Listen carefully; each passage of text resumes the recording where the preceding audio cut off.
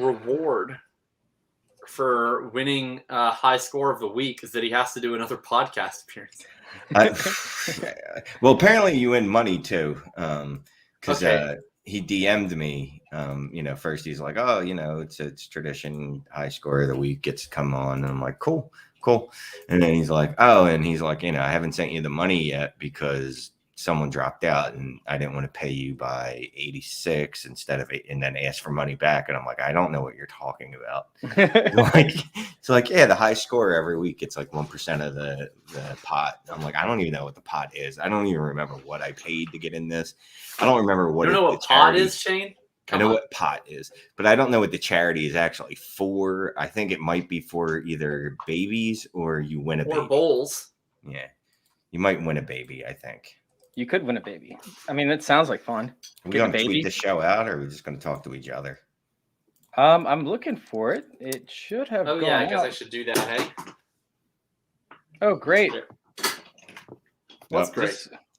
It didn't do the right one when I went to go edit it back in because Facebook said that I couldn't change the time, so it didn't have us included in the actual in the @. So we're gonna have to go to join our circle _ on Twitter and retweet it that way. That's what happens when you do this shit like last minute instead of. I don't know anything that you're talking about. I just sounds like a lot of words. Come onto the show and talk, and I enjoyed this podcast a lot more in the summertime when there's less pressure. Now every week there's actual homework, and is that why you have your glasses on, Shane? You're doing the homework. Yeah.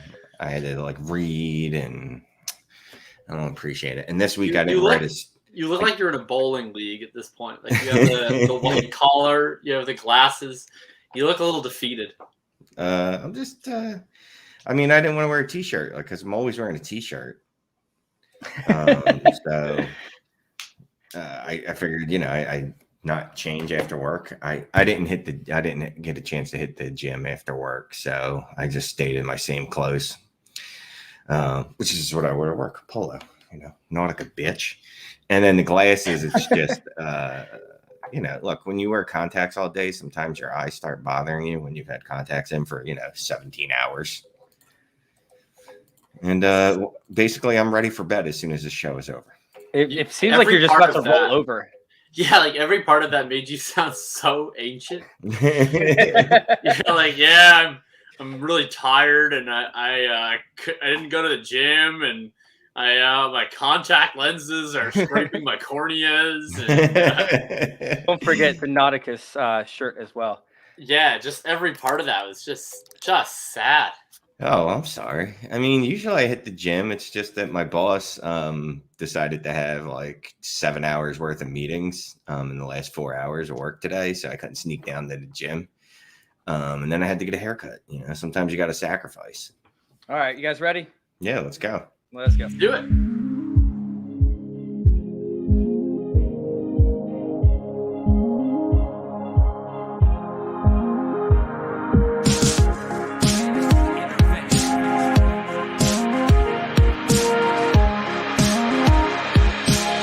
This is Fantasy Intervention.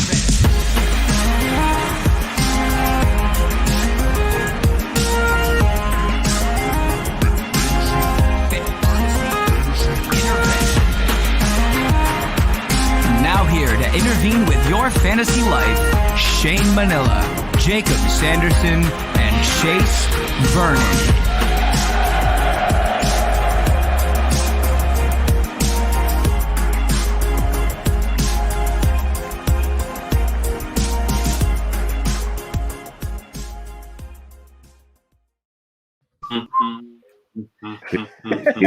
Fantasy intervention. Now we're both getting on it. Is that how it goes? Is that really how it goes? Yeah. Let's go.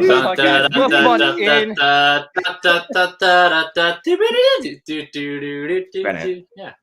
All right, so let's get to some questions. Hey, Jack, worried about Barkley? You have Jacobs and Fournette as your other two choices. Oh my God, this is how you're starting out the show. Hey, welcome to Fantasy Intervention. This is the regular season edition, episode 2. Big week last week. I want to introduce you to Chase. There's Chase at FF Are you Intervention. hosting now? Chase, how you doing? Yeah. I don't think I'm doing very well. you. Dude, he's trying. I want him to keep going. I'm doing very well, Shane. How are you doing tonight? Oh, that doesn't matter. I'm just a host. I just keep things moving. Jakob at FF _ RTD2. How you doing tonight? I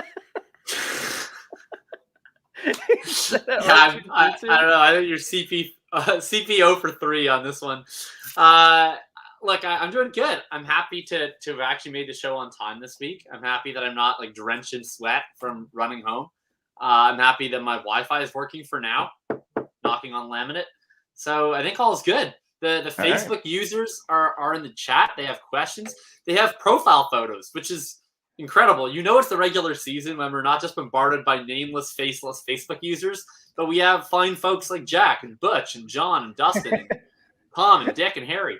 I kind of liked it when it was just random Facebook user because then I could make fun of them and not feel as bad. But now that they have names and faces attached, I feel like they're real people. So right. So as soon as you see like John Murphy, then you're just like, oh man, okay, now I got to be really nice. Yeah, like that, like there are government names involved here now. You know what I mean? Like there's no one on there like at Shane is the worst. Like you know what I mean? Like if that guy was in the chat or something similar, I'd be like, yeah, this guy's a clown. What if like Lil Jordan Humphrey came in the chat and you're like, oh, that's a Madden generated name. You're not real. Yeah, Lil Jordan Humphrey. So hey, big week. We have big week one. Big week one. I want to recap real quick. We didn't do well. Well, me and Shane didn't do well. Chase did okay. Chase got bailed out by touchdown luck, and he's gonna say that his dose score is the reason why. But dude, that's part of it, man. That's part of it because Hunt smashed. No, welcome on into Fantasy Intervention, guys. We got another episode coming at y'all. Please get those questions in the group chat. We're gonna kick this off, of course, with how we fucked up and what we actually. Whoa! Family show. Family show. Is it though? It's 9 o'clock. I think we're safe. It's 9 o'clock. 8 o'clock was a family show. 9 o'clock we're safe. So that's where the line lies. Nipple and stuff. So. Oh God! Underneath your polo. Because you can. Does that mean you should? I don't know. But no, Hunt definitely smashed this past week just because of the dose score and the Chiefs. I'm not going to go into that. He smashed faces, everybody. So I'm very excited to nail that one. Overall, I won 3 of the scores from last week in our top 12. However, I didn't get one in the top 12. I just beat out these guys in the best finishes for the 4 positions. That's how it works? You get the win even if you don't get the top 12? And then you get an additional point if you actually get inside the top 12. Oh, yeah, I don't like any of this. I'd say we all lost. I thought it was just you get the top 12 or you get a lump of coal. Yeah, we all lost in my mind because none of our guys hit top 12. You know who really lost try to do better our this listeners week. If they started the people that we suggested. Hey, no. Well, Miles Gaskins 13th. Miles Gaskins didn't hurt you. Yeah, 13th. Yeah. Hunt Cook and Gaskin didn't hurt you. Robbie Anderson.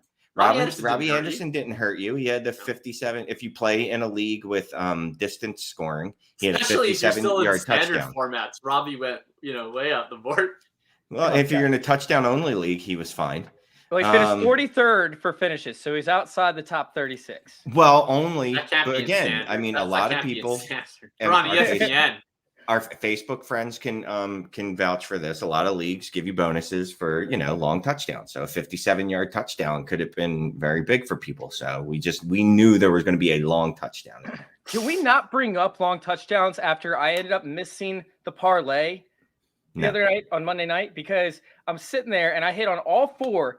And then Henry Ruggs gets a 27-yard reception, but I needed Derek Carr to throw for 27.5 yards or more on one completion. Chase. He threw for 27, and I'm pissed because I missed out on $400 on a $20 bet. Chase, do you know why? You know why, why gambling sites sponsor podcasts and why they do deposit matches?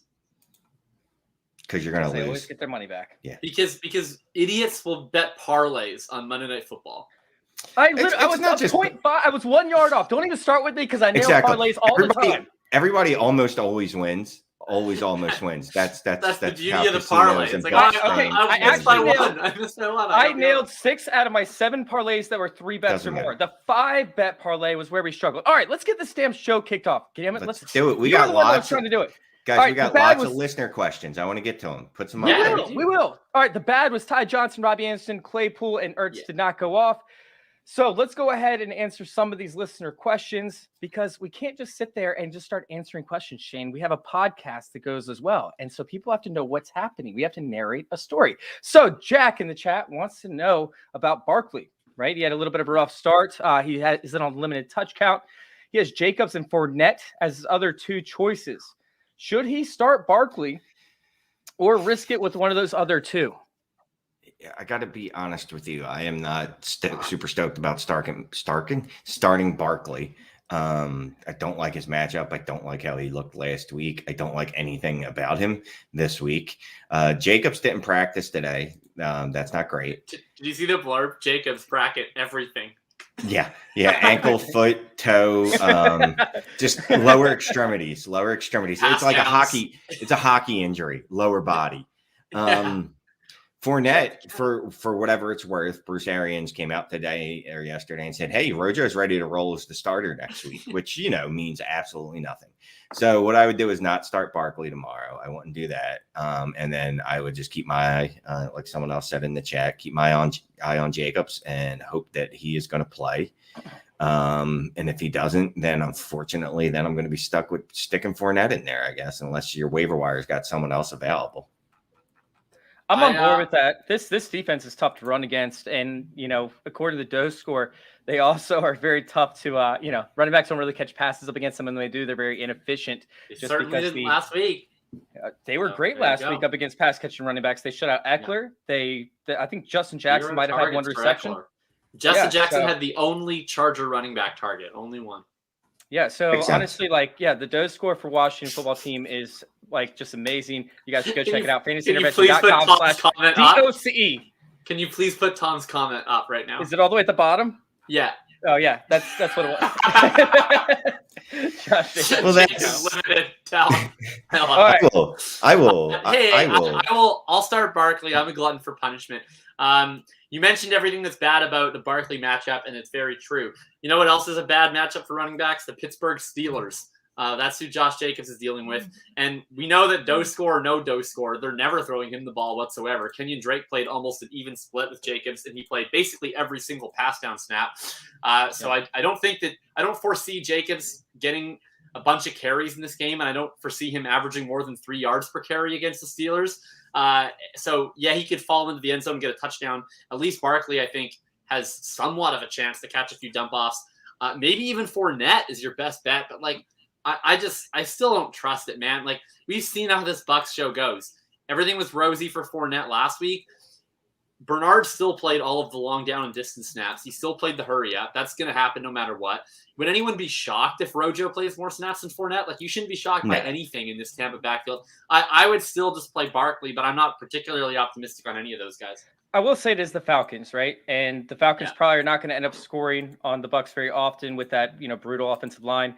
So Fournette is probably the play for me out of these three. But I mean, it's pretty brutal either way. I think the upside and the Falcons did give up greater than all weeks last week, right?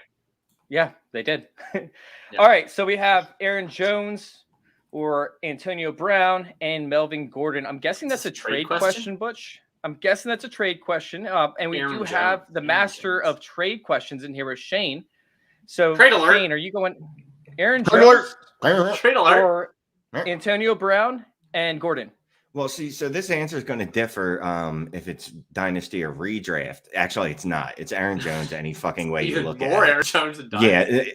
Yeah, if this is a start-sit question or if this is a trade question, and if it's a dynasty or a redraft, my answer is Aaron Jones. Aaron Jones had a rough week, as did every Packer, including Aaron Rodgers, who looked like a meth head after the game. Look, AB had a wonderful game, but Tampa, that's going to happen. Those three receivers are going to just take turns beating people's brains in. And Melvin Gordon, if not for a long touchdown run, really wouldn't have had that good of a game. I'm going to go with Aaron Jones. Showtime all the way. Absolutely, Aaron Jones. He played 77% of the snaps in the first half. The second half, they rested their starters basically the whole fourth quarter because they were so abysmal. Jones's role is fine. Don't get distracted by the usage of week one. All right, do they start Kenny Gallaudet or Marquez Callaway? I'm going to start with this one. Marquez Callaway, the secondary is actually pretty good for the Panthers overall. They're not great, but they're pretty good. I don't like this matchup. I don't know that the Saints are going to throw it enough. Meanwhile, Kenny Gallaudet is going to be up against Benjamin St. Judice on this matchup on Thursday night. And even if he doesn't, he plays William Jackson. William Jackson will not have the height to be able to compete with him. Last week, Mike Williams they picked on the rookie time and time and time again. Now, we do have Jason Garrett as the head coach calling plays, which makes me really, really nervous for this pick. If Jason Garrett is anything of a competent, even a half competent football coach, he will sit there and mark Kenny Gallaudet up against this rookie who struggled in week 1. I'm going Kenny Gallaudet, and he's actually one of my favorite DFS plays on the week. I'm not starting Marquez Callaway. I've literally not seen a reason to ever start Marquez Callaway. So Kenny Gallaudet, I don't care what the matchups are. Unless I'll start Gallaudet.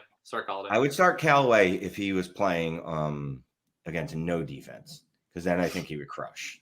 That is the only circumstance. What's up, Dustin? How you doing, man? I'm excited for your start sick questions. Let's do one more, and then we're going to hop on to our next section. We have Tracy Gojon. Do you want to try and pronounce this? How many of them, Tracy? It's Gojon. All right, John. so which receivers should I start? Terry McLaurin, Calvin Ridley, Jamar Chase, Shepard, or Marquise How many Brown? are we picking? Yes. My answer is yes. Start all of them if you can. Okay, well, should we rank them then? I guess I would rank Ridley 1. I would rank McLaurin 2, Chase 3, Shepard 4, Brown 5. Yeah, I would go Ridley, Chase, McLaurin, Shepard, Brown. And I gotta be honest with you. She just said pick 2. So I would pick Ridley and McLaurin. You're picking Ridley and Chase? Yeah, she's got first world problems with this. I'll go Ridley and Chase.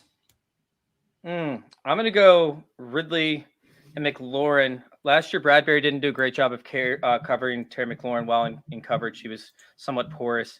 I'm going to go McLaurin and Ridley. Oh, God, it makes me so nervous because Ridley has to get downfield. And this offensive line is brutal. You're not allowed to be nervous about starting Calvin Ridley in week 2. You're not. I don't like Calvin Ridley. I have Calvin Ridley as like my 24th player in Dynasty. I'm not a fan. And in single quarterback leagues, I am not a fan of Calvin Ridley. I think that he's the next coming of Juju Smith-Schuster in terms of a secondary wide receiver that should not be the alpha on their own team. So I'm not a fan of Calvin Ridley. Bengals up against the Bears, that's tough too. It could. I'm going to go Calvin Ridley, but I don't really like that one. That's tough. Okay. I might even pick Sterling Shepard, but I know that's kind of a stretch. That's a stretch, and I like Shepard. Sterling Shepard over Calvin Ridley in week 2. Then you're getting way too cute with football. Yeah, you're probably right. Come on. All right, so let's go ahead and let's hop on to this next section. I want to talk about players who have been dropped that you should take a look at, who could be sitting on waiver wires. We're not going to spend a lot of time with this because everybody had the waiver wire shows, but some people get dropped in order to pick somebody else up. So we kind of want to highlight those players. Who actually took this over? Whose section was this? Oh, no one. I just wrote a couple names. I didn't know that someone was claiming this. I thought everyone was writing stuff in here. But basically, I wanted a chance to trash Juwan Johnson. so I decided that Adam Troutman is someone that you need to pick up.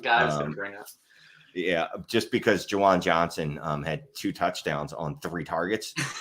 Not great with math. That's a very high percentage. Shane, it's not just that. He had 2 touchdowns on 3 routes. Oh, and he only ran 3 routes. Okay, cool. Cool. Yeah. Adam Troutman, and the math I did, I forget the exact amount, but he's like 40% of the target share. He put up Darren Waller type target share, just not on the same amount of volume. So the numbers were a little skewed. I'm going Adam Troutman. He had by far more routes run, more snaps, everything.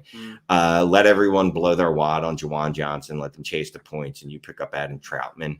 And the next guy, because I know everyone hates him, although it's getting a little harder to like him after today again, Trey Sermon, because I know Elijah Mitchell is the next hotness. Although I am a little concerned that Kyle Shanahan apparently hates Trey Sermon for reasons not known. I will repeat what the Troutman was, and I want to touch on what Dustin just said in the chat. He asked, would you drop Gesicki for Troutman? And I'm only surfing the chat, Chase, because it's related to what we were just talking about. That's cool. Yes, I would. Gesicki, I would drop for a roster spot because he played 33% of the snaps in this game, and he only lined up as an inline tight end on one of his routes, one single solitary route. That was without Will Fuller. That was without COVID boy Adam Shaheen. So when Fuller comes back, tell me who's not playing out of those three wide receivers between Fuller, Waddle, who looked really good in his first game, and Parker, who just acted as the wide receiver 1 in week 1. Like, those three are going to play on the field in a vast majority of snaps. And if Mike Gesicki is incapable or the coaches will not allow him to run routes as an inline tight end, how is he going to play in the slot or outside with those other three wide receivers? He's dust. Dude, I can't argue with anything that you said. I was going to say no, but I can't argue with anything you brought up, except for the fact that they could go to a lot more like 4 wide receiver sets where Gesicki would be that 4th wide receiver and they try and get the ball out a little quicker. But that would completely, deter from what they tried to do in the offseason by, getting the ball downfield when we saw 2 of his 5 interceptions on his first practice ever, his first scrimmage. So although I think that – I don't know if Gesicki's droppable just yet, but I mean, it all makes sense. I'm a little bit more enthused about, situational plays with Gesicki, where I feel like you could still play him in certain matchups, but I can't argue with anything that you said. We're referring to redraft here. You could draft it. You could drop the shit out of Mike Gesicki. I'm not sure why you drafted him in the first place. I mean, I get it because he's physically talented, and he looks like what a successful tight end should look like, right? Like, he's very physical. He's very talented. He's very fast. He's bursty. He can jump. But he's not very good at football, apparally. It's like very Howard Cosell. God, yeah. I feel like Mike is back on the Wednesday show. Oh, I love it, man. I love everything that you guys are saying. I can't really argue with it. So, yeah, I guess you could. I think that Gesicki is a little bit more upside than these guys do, but can't argue with it. My answer as far as dropped tight ends that you should get would be Kmet. I know I picked him last week and it didn't really work out, but his role was fantastic. The offense was not functional because Andy Dalton is not functional. It has to be a matter of when, not if, Justin Fields plays. Like, especially if they lose this week to the Bengals, it's a wrap. Like, no. You can't keep starting Andy Dalton. Like, he looked so bad. Chase, I know you don't like Fields, but he looked dreadful. But don't forget, I called it like multiple times back in the offseason. Halftime of week 3 is when he's going to end. I don't know that he makes it. I don't know that he makes it that far. What was his yards per attempt? 0.3? Negative 0.3 yards. I don't know. It was terrible. He was unwatchable. So Kmet, you don't want to start Kmet while Andy Dalton is at the controls because Dalton sucks. But his role is fantastic. Jimmy Graham is not a concern whatsoever. He's the clear tight end, and when he's out there, he's running routes. So when and if Justin Fields does get in there, I think Kmet has some upside to be an every week starting tight end. Why should you have Barkley higher than RB50 on the week? Shouldn't. You probably shouldn't. You shouldn't. No, even ESPN has him at like 20 or something. And that's about right. And just real quick, I noticed at ESPN because I misunderstood the assignment yet again. But they had Jonathan Taylor ranked 12 and David Montgomery 13. That's crazy. Both those guys finished well outside the top 10 this week. But anyway. I digress. We got more listener questions. Breaking news. If you have Jonathan Taylor or David Montgomery, start them. Yeah. All right. So we have Mooney or Javonte Williams, full point PPR. Javonte Williams has a sick matchup this week, doesn't he? Yeah, but he has to play. Yeah, Jacksonville. Jacksonville, though. He has to get on the field is the thing. He played half the snaps. Yeah, he did play half the snaps. That's true. He did play half the snaps. He just didn't see the opportunities. I think I really like Javonte Williams as like a sleeper type play. Meanwhile, Mooney, like you guys just talked about, Andy Dalton hasn't been good. And up until he shows he can throw the ball downfield and hit his targets downfield, it makes me a little bit nervous. I know that the Cincinnati Bengals have a very porous defense. I know that they allow explosive plays. But to sit there and play Mooney, I feel like you're glutton for punishment. Meanwhile, Javonte Williams could have a breakout at any point. I mean, it could literally happen any week over the next few weeks. But they got 15 carries. Like, Javonte got 15 carries last week. 15 carries? Yeah, he had 15 and Melvin had 14 because they won that game by a lot. Do you think they're not going to win this game by a lot? That's true. They are. Jacksonville just got absolutely crushed by the Texans. Yes, that's Texans, crazy. That is so Mark insane. Ingram. So Jacksonville sucks. So like Denver's gonna win this game. I think that easily both Gordon and Javonte, I think, are wheels up. They had a complete 50-50 split. They had the same amount of carries, same amount of snaps, same amount of everything. And Melvin just happened to get the one big run. It could easily be Javonte who gets the big run this time. Mooney, yeah, like I just said with Kmet, like Mooney's role was fine. He had 7 targets, but Dalton's bad, and they kept wanting to scheme touches for Marquise Goodwin for reasons unknown. So fast. I don't He's know, like really fast. He's like Mooney. he makes fast people look not fast. Yeah. Well, Mooney had You're 7 right. targets last week. I know he only had 26 receiving yards. Welcome Yeah, I'll to go with Andy Javonte. Dalton, bro. You got to go with Dalton Javonte Williams. experience. Look, Andy Dalton somehow made Allen Robinson unplayable last week, and no one's done that. No one has ever done that. There's never been a time where you've looked at Allen Robinson and gone, no, I don't want to play him. And that's how I'm looking at Allen Robinson. We talked about that last week. Yeah, I'm not going to play Mooney over Javonte, especially now that I know that he had so many rushing attempts. I knew he played, but yeah, we'll go Javonte. All right, we're going to do one more question. We're going to hop on to this next topic, and then going to hammer out some more listener questions right after that. What's up, y'all? Do you think James Robinson is going to bounce back this week with Urban Meyer head coach? I don't really know what to say. Jesus, man. Why were you playing Carlos Hyde and just trying to run him up the middle over and over again? Can I offer an answer to this question? Yes, please. Can you please ask me it in the form of a press conference answer? Jacob, this past week, we didn't see a lot from James Robinson. Do you think he could actually turn it around this week? Or is it Carlos Hyde's job to run away with? No chance. I'm just trying to build him to compete for a better team. Yeah. Oh, God, dude. that's the dude that we got right here. Like I don't look. Everybody knows. I think James Robinson's Are you special, interested? But obviously he's better than Carlos Hyde. I will forever troll the James Robinson people because I think that it's just hilarious that people kept holding him and they think he's some special talent.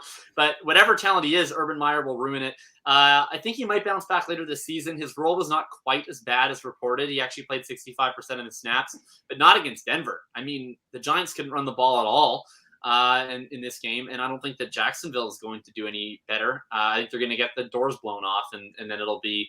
I don't think they're going to run the ball that much. How many targets did James Robinson see last week? Like Not 6, enough. but he dropped 2 of them, and then he had a fumble, and I think he didn't produce on them. Ooh, that's tough. Yeah, either way, it's up against Denver. I don't think we can actually go this route. Like, there's no way I'm playing James Robinson. If Urban Meyer suddenly retires because of health issues, sure, I'll play James Robinson. But Urban Meyer is as bad as we all imagined. As we all feared. We didn't. Oh my God. Although, honestly, I didn't know it would be this bad. I didn't know he would somehow make Trevor Lawrence throw interceptions. I didn't know that. I knew Carlos Hyde was going to touch the ball too much. I didn't know he was going to just split time with James Robinson. That makes no. There's no. To 5. There's literally no. There's no logic to it, and I'm sorry. I still like James Robinson, but Urban is just awful. So I'm not touching James Robinson. Urban is so bad. I apologize. Mea culpa. I was an Urban optimist. In general, whenever there's something that we don't have any evidence of and everyone's really certain of one side, I'm always just going to take the opposite side, right? And everybody was so sure that Urban was going to be a stone disaster. And I was why? Why are we so sure about this? We don't have any reason to assume this. I felt the same way about Dan Campbell. And I will say that I feel significantly better about Dan Campbell right now than I feel about Urban Meyer. Urban Meyer is the stone worst. Absolute travesty. So you don't think that Urban Meyer can bring a trophy home to Jacksonville? How the hell bring did one he? home to USC? This may the fact that Urban Meyer won 2 national championships in college, right? And then I just saw what I saw this week in the NFL. Makes me question how good Nick Saban actually is. I'm no longer impressed by anyone that ever wins a college football championship from a coaching perspective, because it's literally nothing but talent.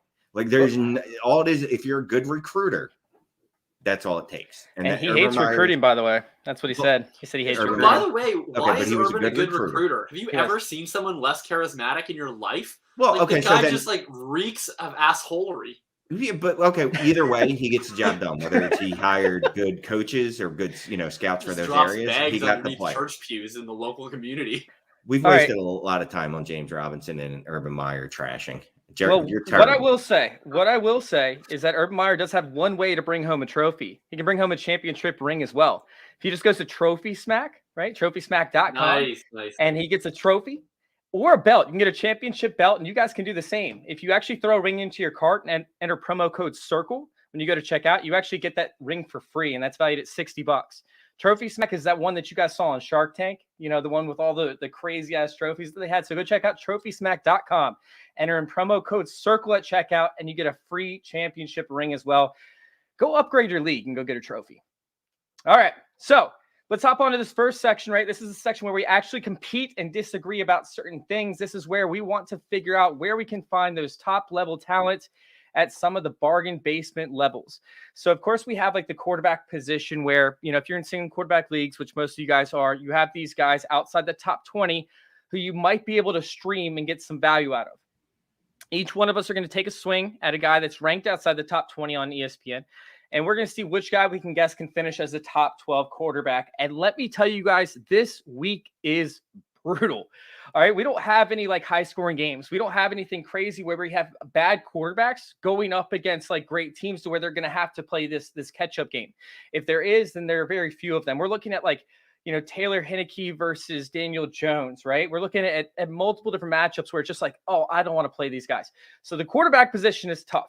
It's a tough one. Do one of you guys want to start out with your quarterback first? Shane's muted, so I'll go ahead. Mac Jones. Mac Jones.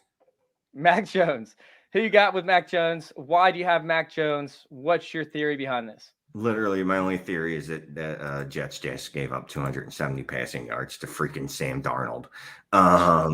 So Mac Jones is going to do them dirty.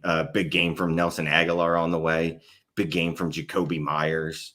A lot of check downs coming to James White. And then, we'll split some targets to the tight ends who are basically just sharing a position.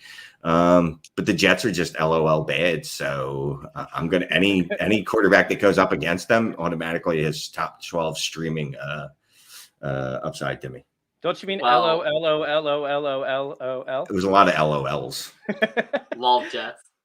That's at least what's in the show sheet for you. So yeah, I don't hate that pick. I like the Mac Jones pick. It's solid and it's reasonable. Jacob, you want to go next? Yeah, well, I mean, similar to line of thinking to Shane, right? I mean, who did we just spend the last 2 minutes bashing the crap out of? It was Urban Meyer and the Jacksonville Jaguars. I mean, you have two options to look at what happened in week one. Either you think that Tyrod Taylor is actually a top 10 quarterback in the NFL, or you think that the Jaguars defense is an absolute tire fire. The Broncos, they actually were pretty pass heavy in week one, like before the game got completely out of hand. They were top 10 in neutral situation pass rate. Teddy Bridgewater came out in the slinging it. He had over 20 pass attempts in the first half. I expect that by the second half, I'll probably be sitting on the ball. But if they come out here first half and Teddy is slinging it all over the field, yes, he lost Jerry Jeudy, but he still got Sutton. He still got Hamler. He still got Fant. He still got Patrick. Alberto. I mean, this is a very deep receiving group. It's one of the few wide receiver groups that I think can withstand an injury to their top playmakers. So give me Teddy Bridgewater, the bridge over the troubled waters of my week one that will lead me back into the win column. All right, so I actually like that one, and I was going to take that one. I was also thinking about going Tyrod Taylor, but Heineke up against the Giants, who just got lit up by Bridgewater. I mean, Bridgewater had a good amount of rushing yards against them as well. We all know Bridgewater's, very limited mobility-wise. But no, I think that Taylor Heineke, who has the rushing upside, I think it's going to be somewhat of a competitive game. But the biggest reason as to why is the fact that Washington is going to be left in short field positions, right? They're probably going to force a couple turnovers up against Daniel Jones. They're probably going to be left at, 40 yards to go until they get a touchdown. And I think that Heineke can at least operate well enough to be able to throw for 2, maybe 3 touchdowns, which is good enough to get you inside that top 12.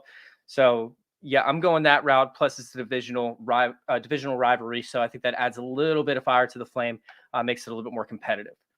All right, so before we hop on to the running backs, let's go through a few more of these questions because we have so many flying in tonight.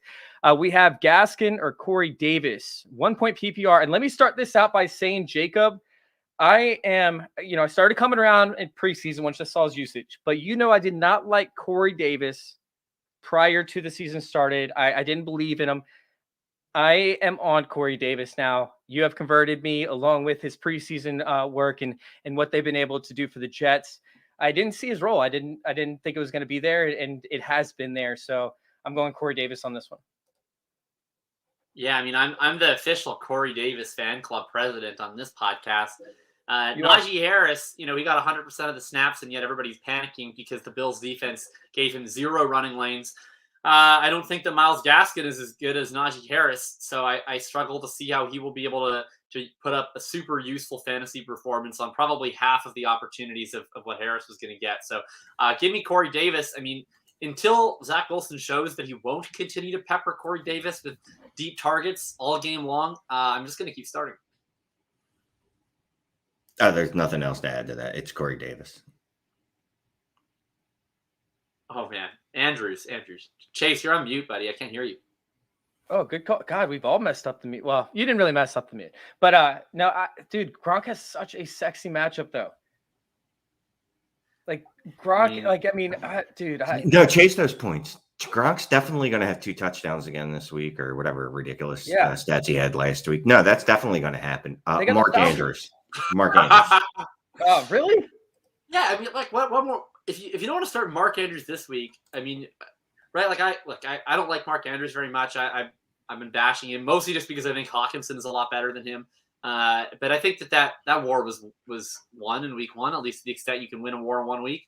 Like, they're going to play the Chiefs. They're probably going to fall behind. They're going to have to match points with Kansas City. I mean, Mark Andrews ran a route on 95% of dropbacks last week. He's never been anywhere near that. So I think if you have Mark Andrews, you're going to get a matchup where they're going to have to throw. Bateman's still not back. Wheels up.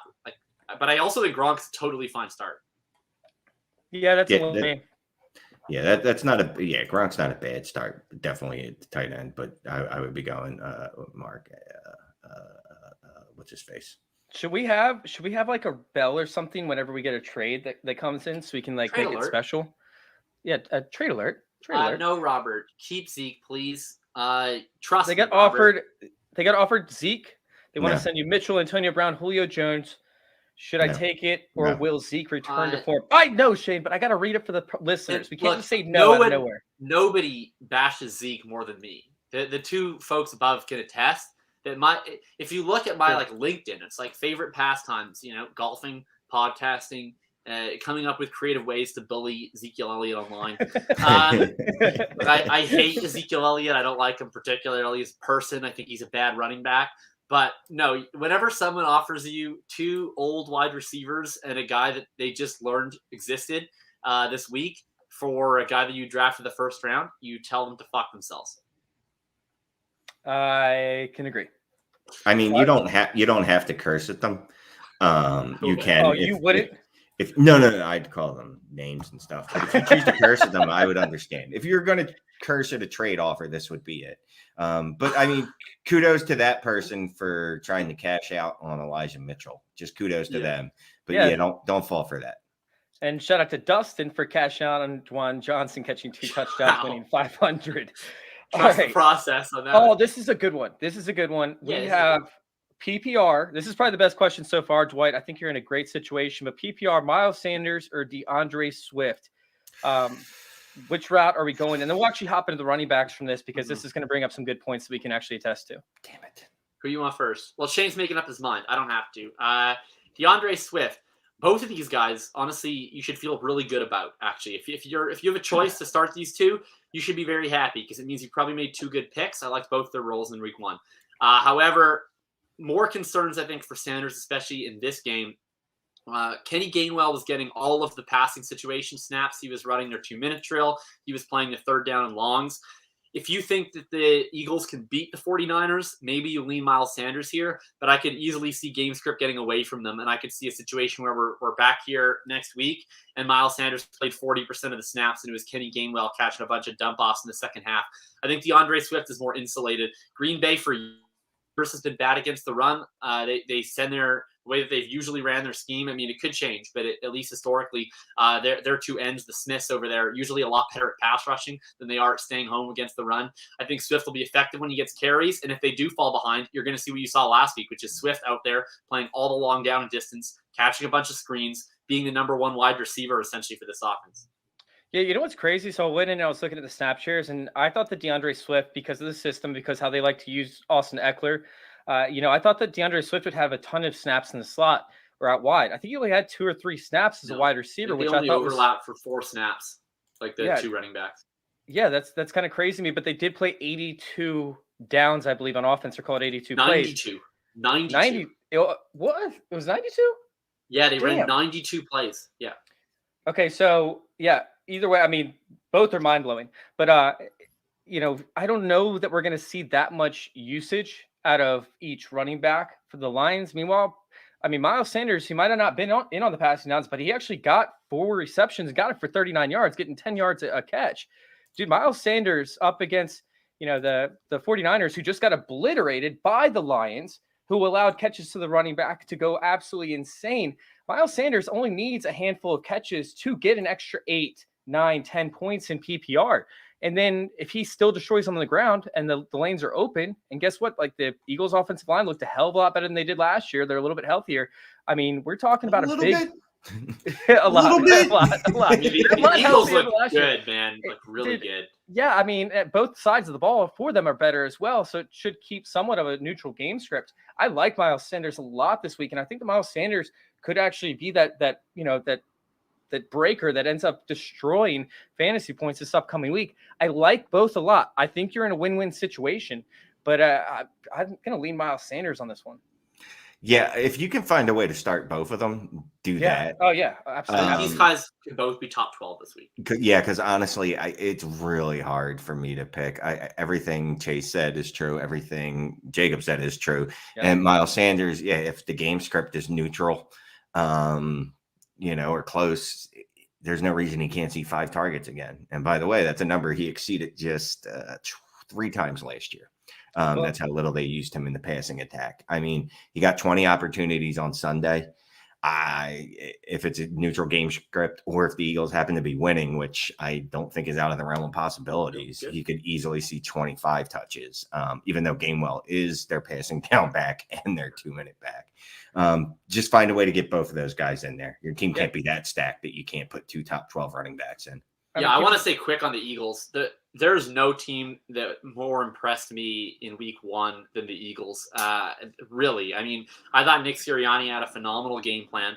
They came out super aggressive. They were one of the few teams that was top 10 in pass rate.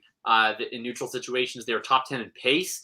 The way that they mixed it up, I mean, you saw a best of both worlds approach where they were bringing over a lot of the concepts they had from Indy, utilizing their athletic running backs in space, getting the ball in their hands. I mean, they designed screenplays for Rager where they're like, all right, let's get you touches where you don't have to worry about the technical aspect. Let's just use your athleticism. They used both tight ends really effectively. They used Hurts as a runner really effectively. I mean, it was a fantastic game plan. They looked super polished. I was so impressed with everything that I saw of the Philadelphia Eagles. I think if you drafted any Eagle, from Hurts to Smith to Sanders to Gainwell to Rager, like, no matter who you have at the Eagles, even Goddard actually was really involved. You should be quite happy about it. Well, I mean, or if you're an Eagles fan like Shane, like, you must have just having a blast. So Miles Sanders, I've seen an innovative offense, and little known fact, Doug Peterson wasn't aware of this. You're allowed to move before the ball snapped. It's this thing called motion. Awesome. It's really awesome. I think Kingsbury just discovered it too. If other teams realize this, might be the next big thing. So no, Miles Sanders, real quick, when he was getting targeted by Carson Wentz, there was only like a 53% accuracy rating with Jalen Hurts, and it went up to 68. It got better obviously this year. So a big reason as to why Miles Sanders was not a first-round pick this year, like he was borderline last year, was because he was not involved in the receiving game. And because Carson Wentz was not accurate while targeting him, and he struggled with drops a little bit. But yeah, go with Miles Sanders for me, DeAndre Swift for Jakob, and yeah. But both, like, I'm totally happy. Yeah, we're both. If you can get them both, then play both. All right. Oh wait, somebody else just posted something or another. Let's see, where are we? All right. Oh, let's hop into this this running back questions and this running back section. And we'll go to the next series of questions. All right. So we do have the running backs, and the running backs are a lot easier to pick. We have to pick them outside the top 20 to finish as the top 12. I'm going to start this one out since we were talking about the Green Bay Packers and the Lions, and I actually think that Jamal Williams actually has a massive game this week. Obviously, it's a revenge game, but that's not all there is. They were ultra utilized. Both running backs were ultra utilized in both ways, but Jamal Williams is more of that downhill type runner, which is how you beat the Packers. They're not good at stopping that. In fact, they want you to run against them because running the ball is an efficient way of winning in most cases. So of course they're going to allow Jamal Williams to come up the middle on them. But even if he doesn't, even if they get into negative game script, Jamal Williams still had 8 receptions. The over-under for this is insane. It's over 50 points. I want to say it's like 54.5. And the Packers are favored by 11 points. The Packers haven't covered that since 2008. It's been 15 straight games. So maybe it was 2013. But either way, the Packers have only covered that one time in the past 15 games. They've had games where they've got shut out and they were projected to win by 10. They've also had games where, hey, they won, but it was by a very, very close margin.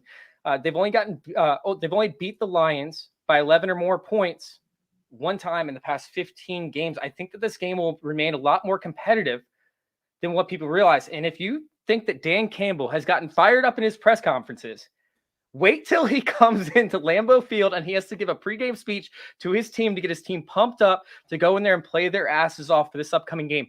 It should be a Dan Campbell staple type game if he is the type of coach that we've seen at least in week 1 and we've seen throughout, training camp, the preseason. If he's a good coach, they will go out there and they will get close to winning this game. I don't have them winning, but they'll get close to winning. I like Jamal Williams to be that guy. I also like Jamal Williams. I like Jamal Williams so much that he was the pick that I wanted to make when I logged into the Google sheet. And then I saw that Chase had Jamal Williams there. I was like, dang, nabbit. Or doggone it, as Philip Rivers would say. Dearly departed. Man, I miss Rivers, by the way. Wentz sucks. Anyway. Anyway, when you see a fantasy manager in your league just repeatedly make dumb deals and you get really, really aggravated with them. And then usually the first thing I do after I do that is like, all right, I'm just going to go to whoever has their first. And I'm going to be really passive aggressive, and I'm going to go trade for their first to show that I disapprove of the trades that they're making. That's how I'm feeling about Urban Meyer, right? So I just picked Teddy Bridgewater. Now I'm going to pick Melvin Gordon. I think we talked about Javonte already. It's really the same case. They play the same amount of snaps. I think if anything, Melvin Gordon's probably the one who's more likely to see his snaps increase since he had the big 70-yard touchdown run, and coaches, they care about that kind of stuff. So give me Melvin Gordon. I think that they're going to have probably 25 to 30 rush attempts combined at least in this game because Jacksonville is ass in a can. And if Melvin gets it going again, why won't they just keep feeding it to him? So give me Melgo. I mean, frick, Mark Ingram was like he was an RB1 this week. I mean, Melvin Gordon's a little dusty. He's a little less dusty than Mark Ingram. Shane, who you got? I've got, and I hate this with every fiber of my being because this guy is such a jag, but I'm gonna go with Nyheim Hines. He's not a jag. Yeah, he's super jag. He's a jag. My god, I'm gonna leave the show. Are you fucking kidding me? Yeah, Nyheim Hines is one of the best offensive weapons in the league. Well, that's incorrect. So I'm going to go with Nyheim Hines. Carson Wentz has discovered the running backs.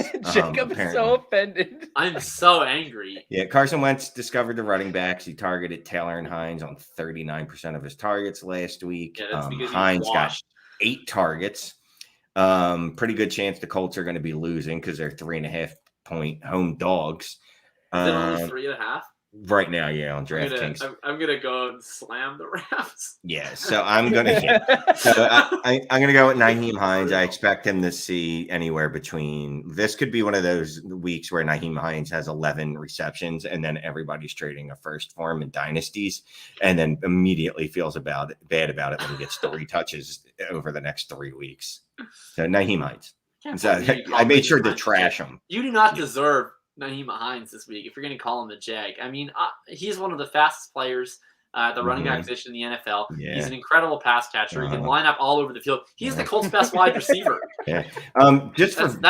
Which is sad, by the way. I'm sad about just it. So you know, Jordan Howard, I've seen Jordan Howard split out wide multiple times in football. So just because you can line up somewhere, it really doesn't mean a lot. Yeah, except Nyheim Hines is like extremely good at it. Whenever he lines up out wide, he catches touchdowns, and then he does cartwheels. Good. He's very bad. All right, so let's move on to our next question. The numbers disagree with you. No, the numbers are great.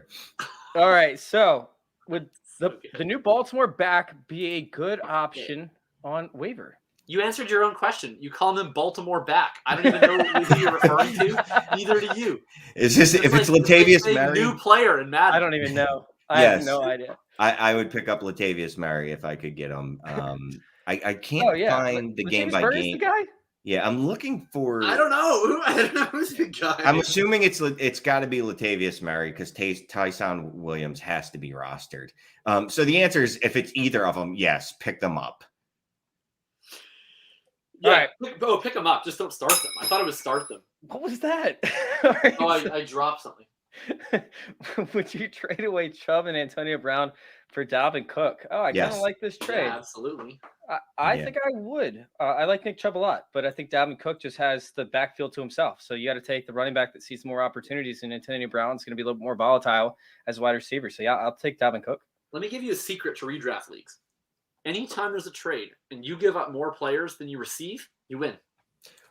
Not always. Not always. I've seen a pretty bad one today, but I can't remember exactly what it was, so I can't say it. But yeah, I'm going Dalvin. All right, cool. Let's go Elijah Mitchell or Saquon Barkley this week. I hate life. Oh, man. No for the record, look, I just don't want to be here. I don't want to be on planet Earth having this discussion. Elijah Mitchell. No, Elijah Mitchell up against the Eagles is a no-go. It's Saquon Barkley. All right. Start Elijah, buddy. Oh, God. I hate when people answer questions as we're trying to look through it. All right. Dynasty. Oh, okay. Shane, let's bring it up. Bring it back. You're good Full now. PPR, no tight end premium. Mark Andrews or Chase Claypool, full PPR, no tight end premium. I don't know if this is a trade or start sit. I'm guessing it's start sit, which I don't know why he'd have to say dynasty if it was start sit. It's got to be a trade if he says it's dynasty. A trade. It's a trade based off all the information that he's providing us. I love Mark Andrews, but in a non-premium, I'm going to go with Chase Claypool unless I am absolutely just wrecked at tight end and I'm starting JP Holtz, who I happen to be starting exactly in a two tight end. Is that a real person? He is a real person. He was on the field. He plays for the Bears, and he did have a nice block on the David Montgomery touchdown. So I appreciate that I did not help me in fantasy. Nope. I tried, but they did not let me get it. So I'm going to go. Lou Holtz? Yeah. Chase Claypool. Claypool's got just absurd upside. If he pops 1 week, you're going to be able to sell him as a wide receiver 1 to someone. So give me Chase Claypool. Yeah, I like wide receiver. I like wide receivers in this one. I think tight ends can be a dime a dozen. Plus, I'm not a fan of Mark Andrews in Dynasty, although he just did sign a new contract. I'm going Chase Claypool. Yeah. All right. AB or T. Higgins. I'll take T. Higgins just because when he's not getting an IV, he's actually playing every snap. Antonio Brown, he's playing that slot role, right? So he had a phenomenal week 1, but he's still quite clearly running as a number 3 wide receiver in Tampa. Although it's close, I think both are good starts. Yeah, I'm gonna go the same route you did. It is close though. You can't not play Antonio Brown up against Atlanta, who just is. I mean, they're a giant dumpster fire when it comes to explosive plays allowed in the secondary. I'm going, Antonio Brown could have a 2-touchdown game up against Atlanta this week. All right, to add to Jack's question from earlier, which was, would the new Baltimore back be a good option? Barkley's in the flex. I could also start. Barkley plays Thursday night. Get him out of your flex. Yeah. All right. Here's a little lesson for those new players. If a player is in your flex and plays on a Thursday night, get them out of your flex because then you're limited on who you can play in the running back position come later in the week. If you're going to start a guy, get some cojones and go ahead and put them into your running back spot, or if it's a wide receiver, put them in the wide receiver Get them spot. onto your bench, because I would start easily T. Higgins or Devontae Smith ahead of him. Yeah, and honestly, I might start Will Fuller over him this week. All right, I'd start all three of these guys over Barkley. Look, Barkley is basically a sit. I love Bark, but unless my options are much worse than T. Higgins, Will Fuller, Devonta Smith, he's not starting this week. I need to see that I hate being the guy that's, I need to see it. I need to see it from Barkley. Sorry. Hey, Jack, I'm sorry, but your Saquon is all Barkley and no bite. No. Oh my God. All right. So on that note, let's go ahead and hop on to the wide receivers. We have, let's see. I'll go ahead and start this one out. We have, for me, I already talked about it briefly earlier. Kenny Gallaudet up against Washington. Benjamin St-Juste, it was ugly for him. Mike Williams just picked on him constantly. I don't really need to reiterate that. Kenny Galladay's somewhat of a similar player. And if Jason Garrett is even halfway of a decent coordinator, I have to go Kenny Gallaudet on this one. That's where I'm rocking this one. Do you guys agree, disagree, or do you just want to hop onto your own? I agree. I think Kenny Gallaudet is a totally fine play. But not as good as this play. The San Francisco 49ers lost cornerback Jason Verrett for the season. For one, I am shocked that Jason Verrett and Raheem Mostert got injured. That's never happened before. Anyway, they're now considering Richard Sherman. They're considering several other bodies, none of whom can cover Devontae Smith, who came out and immediately asserted himself as the number one alpha wide receiver in the game against Atlanta. He had a 25% target share. He was extremely good on those targets. He scored a touchdown. And frankly, if I don't mind just grinding a little bit of film, he looked like a badass. So definitely start Devontae Smith this week in what I think is going to be a very, very fun, competitive, high-scoring game. Frankly, it's the game that I'm most looking forward to watching this weekend. And I think you'll really, really enjoy watching it if you have Devontae Smith fired up in your wide receiver slot. I like it, man. I actually really like the one a lot. It was somebody that I was eyeing, but I've just been on a Kenny Gallaudet kick today, so I had to go Kenny Gallaudet. All right, Shane. Yeah, I agree with both you guys. I'd start both. I'm going to go with my the young man Jamar Chase. Apparently he put on glasses and he can see the football now. And you got the glasses? Did he get lazy? Yes. Yeah, he's the destroyer of worlds. Chicago is trash. I don't know what else to say. I mean, he's ranked way too low this week. He just put on a clinic last week, and I expect that to continue this week. Shocking that Shane and I are still repairing from not being a dynasty podcast right here picking the rookies. Yeah. It's always the rookies, though. It's got to be the rookies, right? No, so we got trade Kareem Hunt and Teddy Bridgewater for Julio Jones and Cortland Sutton. I need wide receiver depth and have Kamara and Robinson for RB1, RB2. Six more. This has to be a super flex, right? Otherwise, why are you rostering Teddy Bridgewater? Is it super flex, Ivan? Hey, we'll come back to your question, bud. We need to know if it's super flex. If it's not, I think this is an obvious answer. But if it is, I think this makes it a little bit more complicated, but I don't want to dive into it until we actually have answers. 2 QB. Oh, wait, are these two? Yeah, that wasn't the same one. Sorry. All right, so 2 do QB I is for flex psychos. Mitchell, Marvin Jones Jr., or Gallaudet, 12-team, 2 quarterback? I don't know if that makes a difference unless it's super flex. It always matters. Well, it's 2 QB, so it's not super flex. Yeah, so it still doesn't matter. No, it still doesn't matter. It's Bo Levi Mitchell, the quarterback of the Calgary Stampeders.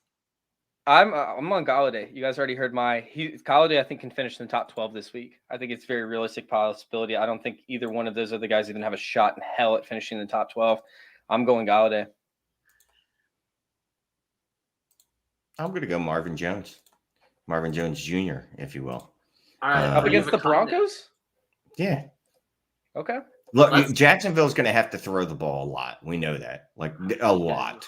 I don't care. And yes, it might not be pretty and it might be highly inefficient. It might be one of those weeks where Marvin Jones has 5 receptions on 12 targets, or maybe like DJ Chark, 3 receptions on 12 targets. But that's the Chark line, hey. I can see a week like that. Peak Chark is 3 catches on 12 targets, and then every Monday is like, oh man, DJ Chark led in unrealized air yards. That's his role in life. By the way, I would start Elijah Mitchell, so you get no clear advice from me or from us three. Riskier start. What? Yeah, because I think Elijah Mitchell is really freaking good. I think he's a better running back than Trey Sermon. I value Trey Sermon higher after the draft happened because he got the draft capital, and we care about those sorts of things in Dynasty. But give me equal snaps, equal opportunity. I want Elijah Mitchell. I mean, he runs a freaking 4.35. He's super explosive. He's a capable pass catcher. He's going to be out there against the Eagles. I think he's going to get 15 carries in this game. He's going to get chances, and I think he's a big play waiting to happen. I'll run with Elijah. All right, so you get 3 different takes. You can, choose who you want to roll with, and if you feel a little bit insecure about it, just come into our show. It's at 11:30 on Sunday morning for fantasy football discussion, and I can reassure you that the right answer is Gallaudet. All right, so we did actually get an answer for this, and it is a super flex league. Okay. So Kareem Hunt and Teddy Bridgewater make a lot more sense now. Teddy Bridgewater, if you're higher on him, I'm not, but I really like Kareem Hunt. I'm a big Kareem Hunt fan. Julio Jones, for me, I think he definitely underperformed, and he is now officially undervalued. I thought he was on the brink of being it prior to. Now he's officially undervalued. And Cortland Sutton, I mean, he just needs to catch fire. And he's going to at some point, especially with Jerry Jeudy being out. I'm going to lean on this one for Julio Jones and Cortland Sutton because he needs wide receiver depth and doesn't have it. It's tough to move Teddy Bridgewater, and it's also tough to move Kareem Hunt unless somebody really likes him. So I'm on board with this trade. I'll take the wide receivers. Yeah. All right, cool. Thanks for y'all's input. All right, so we have we'll go on this one. Then we'll do the tight ends. Yes. Okay. For the podcasters listening, the question is, do we think TJ Hawkinson will see between 6 to 10 targets consistently throughout the year? Yeah, that's pretty. My answer is yes. Yeah, it's going to be unquestioned. He could see 15 targets a game possibly. Actually, let's play a really quick game. Back and forth, Chase and Shane. You are each going to name Lions wide receivers in succession. The first one to not be able to name one when you run out has to shotgun a beer at the start of next week's show. I'm done. You down for and that? I'll participate too. We'll all go around in 3. Sure. Okay? No one's looking. And whoever loses. Okay, so I will right. So I will start. I'll start with Khalif Raymond. That's where I was gonna go. All right, I'll go next. Yeah. All right, we got Williams. Oh, okay. Amon-Ra St. Brown. Trinity Benson. Quintez Cephas.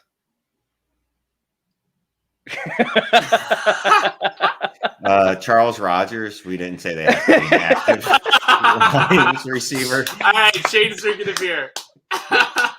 Yes. Yeah. The last remaining answer was Tom Kennedy. It's a holiday. Is he on the practice squad, Kennedy, or is he on the active roster? Because I remember in preseason.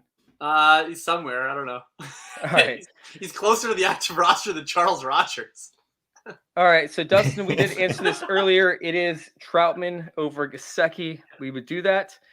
Huskers in here. I didn't even see it, man. Sorry, we've been trying to catch up on this chat, but let's go ahead and dive into the tight ends, and then we can end up, trying to fly through these questions, or y'all can get out of here and I can try and finish it up. So for the tight ends, which one of y'all want to start? Because I feel like I've gone first over the past 2. Which one do you guys want to take for the tight end position? I will go first. I went with what's his name? Oh, Jared Cook. Jared Cook. Dallas just got destroyed by Gronkowski. I know they're not the same dude, but still, Cook did what he's done ever since he's turned 29 years of age. Has just been a target machine, and he saw 8 targets last week. Probably see right around that this week. So I'm going to go with Jared Cook, and Jared Cook's always a threat for a touchdown because of his size and speed. So I'm going with Jared Cook. I like it, man. Jared Cook was my guy last week, I think, right? Yep. Yeah, I think good. Jared Cook is a great play. Canceled for now. Very underrated. Yeah, I don't like that. I don't like that at all. I really liked Parham. But yeah, go ahead, Jacob. You can go next.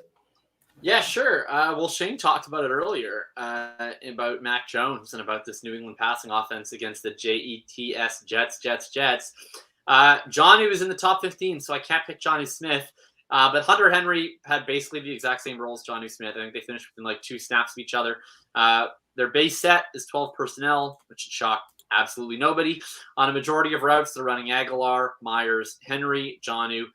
Both tight ends were very involved in the offense, and I think realistically, whichever one scores the touchdown in a given week is probably the one you want to start. And since I can't pick Jonnu, I'll pick Hunter Henry, who I think is a pretty nice floor this week and upside to score potentially even 2 touchdowns against the New York Jets. All right. I mean, I can't hate on it. It's going to be a little bit of a tougher matchup, but I still think they're going to end up throwing. They're going to get plenty of opportunities. I should say tougher matchup because of limited opportunities, like when it comes to throwing the ball and actually accruing points through PPR leagues. However, they do have a better matchup is what I was trying to lean into in terms of like touchdowns in the red zone. Cause I think they're going to be in the red zone plenty of time. That's the thing, right? Like with tight ends, like once you get outside the top 5 or 6 guys, there's really nobody who you can really count on for enough targets to get you a tight end 1 week without a touchdown. Right. So I'm just looking at it at that point where it's like, who's going to be on the field, where if they're inside the 10, I know at least he's going to be on the field. And if Mac Jones throws for 3 touchdowns, like, I don't know, one of them's probably going to Hunter Henry. All right, so I'm going with Dalton Schultz, who, if him and Blake Jarwin were merged into one person, I would be much, much happier. Just because I think that you would get the production from both guys, but from one. And so it would be great. But they both played about an equal amount of snaps, I believe. I think Schultz ended about snapping him by like 10, 15 snaps along those lines. But if you watch the game, they both had design plays for each person. And it wasn't the same exact design plays either. You could tell Schultz was going, a little bit more downfield. Meanwhile, Blake Jarwin was getting the targets a little bit closer to the line of scrimmage on screen passes. So I feel like both these guys can be relevant in this offense. And with Michael Gallup now out, they might end up pivoting more to 2 tight end sets. I mean, I was sitting there and I was thinking CeeDee Lamb was playing out of the slot constantly throughout that game because every time I looked up, he was. But after I had a few beers and Michael Gallup got injured, I realized when I rewatched the game that he was actually on the outside following the injury. And Cedric Wilson was slotting in the slot a lot more often. And I expected that to an extent, but I still thought that they would play to CeeDee Lamb's strengths like they did back in 2020. That was not the case. Like they put him on the outside and they matched him one-on-one. So if they go to 2 tight end sets, they could consider Dalton Schultz that slot receiver to an extent. And so he could get those big slot opportunities that they might run closer to the goal line, more often, but actually in the middle of the field to where he could actually rack up targets more so than what we saw last week. So I like Dalton Schultz in this matchup. I think he's going to absolutely smash, and I would not be shocked to see him with 10 plus targets this upcoming week. Definitely think he can hammer that. I like Schultz too, and I don't even mind Jarwin as a deeper streamer, although I prefer Schultz between them. But I mean, one of the things we saw in the second half, right? I think a lot of people are going to point to how much Cedric Wilson played. I wouldn't buy totally into that. We've seen this many times. Guy gets injured in the middle of the game, and you already have a scheme set up for that week, right? So if you have a scheme set up for that week that's mostly based around 11 personnel, you're going to just kind of slot Cedric Wilson into that position, and you're going to roll with it. Now they have a full week to develop a new game plan without Michael Gallup. We already saw them script plays with 2 tight end sets. We saw them script plays with 2 running back sets. So we know that those are things they're willing to do. I would actually be quite surprised if Cedric Wilson's snap rate is as high as it was in the second half of that game where they were just going on the fly and they basically had to run an offense that they were expecting Michael Gallup to be a part of. I would expect to see a lot more Schultz and Jarwin sets and more Pollard and Zeke sets in week 2. No, I completely agree with that. I mean, and Pollard could actually be the biggest beneficiary of this if they use him more in passing down roles and they do game script him into the offense a little bit more often, because teams are going to be expecting them to go to more 2 tight end sets. I mean, I think that Pollard could actually benefit off this tremendously, but Schultz is my pick for this week. I think that they're prepared to run into it this week and prepared to utilize him into the game. Like they're gonna be calling plays where he is the main target. He just told me to be prepared. All right. That was the best quote. Well, I just think we were prepared. I talked to my trainer and he told me, what did he say? Well, he just told me be prepared. I'm so happy Jameis is back in our lives, man. He's the best. Oh my God, I love Jameis. All right, so do you guys want to hop off or do you guys want to try and run through a few of these questions? What are y'all thinking? Oh, well, I got an early work night, so I'm out or something. Right. I don't want to continue to stay on the show, but you two can for the fans. I love the fans as well, but I also need only the fans. I need to love myself. Oh, wait, no, that doesn't sound right. We know you're gonna go love yourself. Are you gonna do it in the skylight so Jesus can Just see you? take off the glasses at least. Start McLaurin, but the boys like Devontae. And the polo. Please take off the polo. All right, I'll stay for one question. Let's find one question. All right. What about Huskers or Huskers? You got me saying Husker. It's Husker.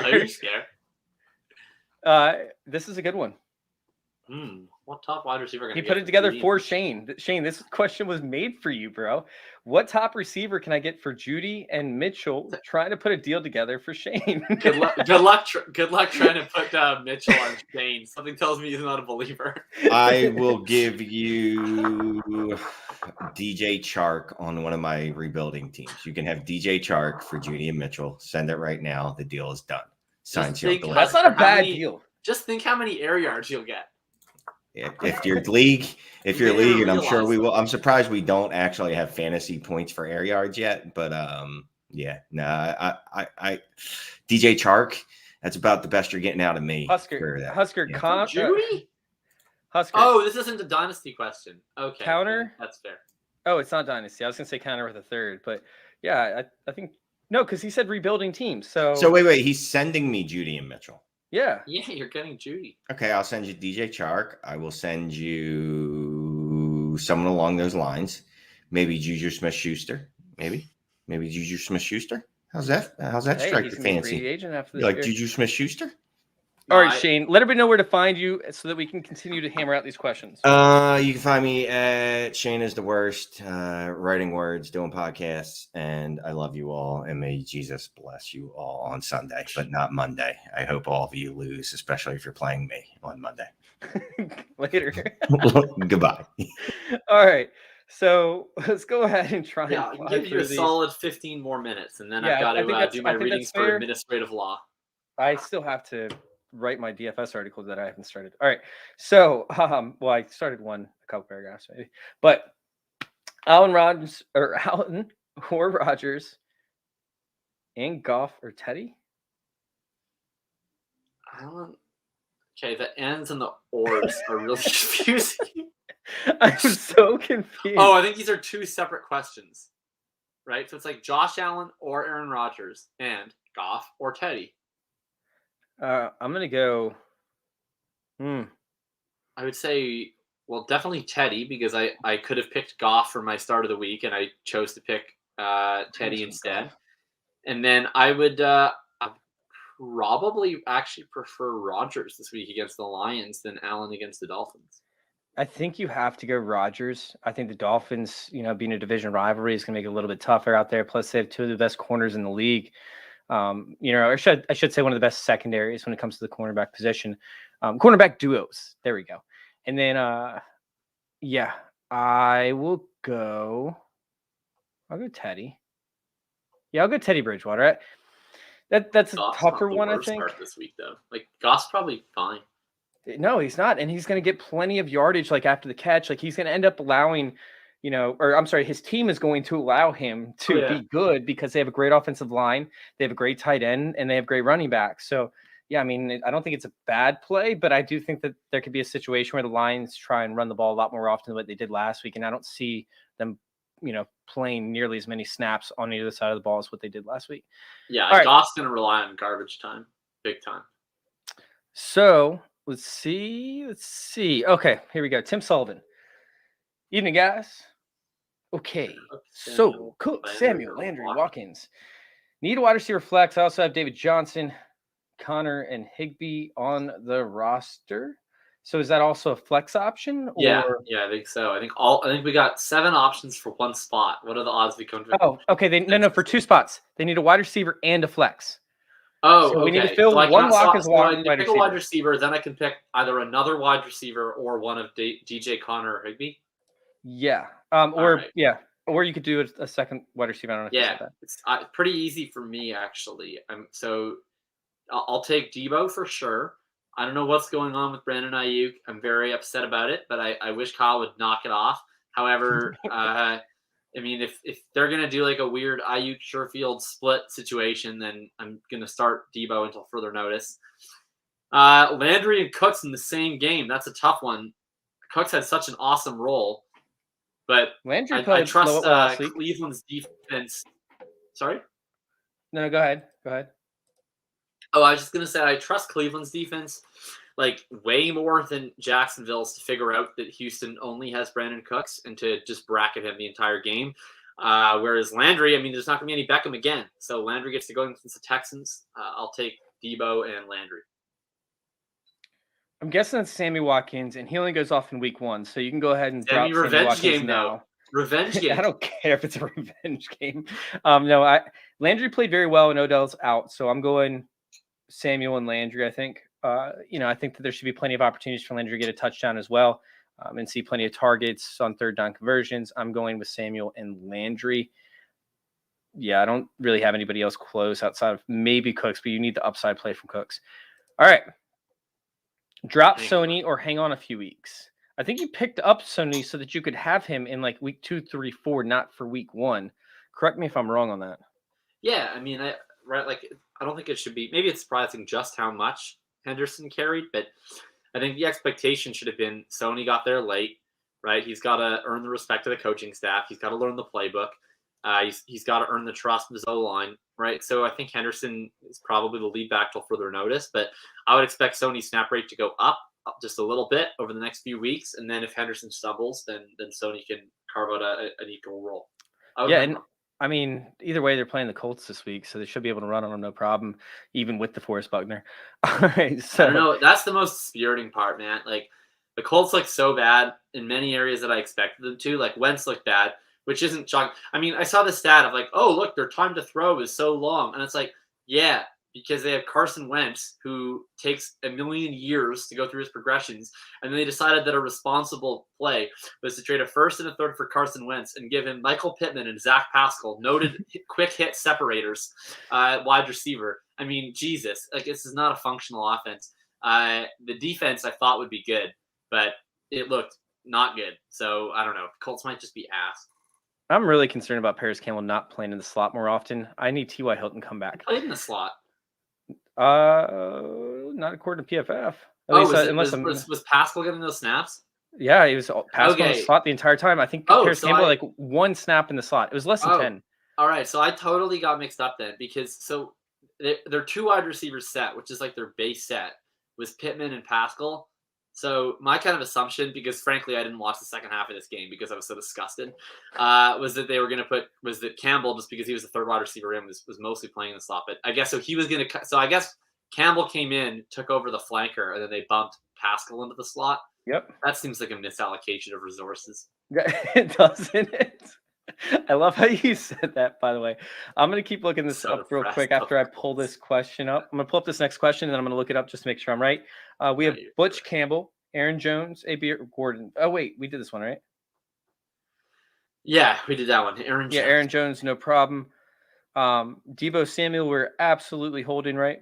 Yeah, a lot of people have asked if Deebo is a sell high. And, like, guess sure.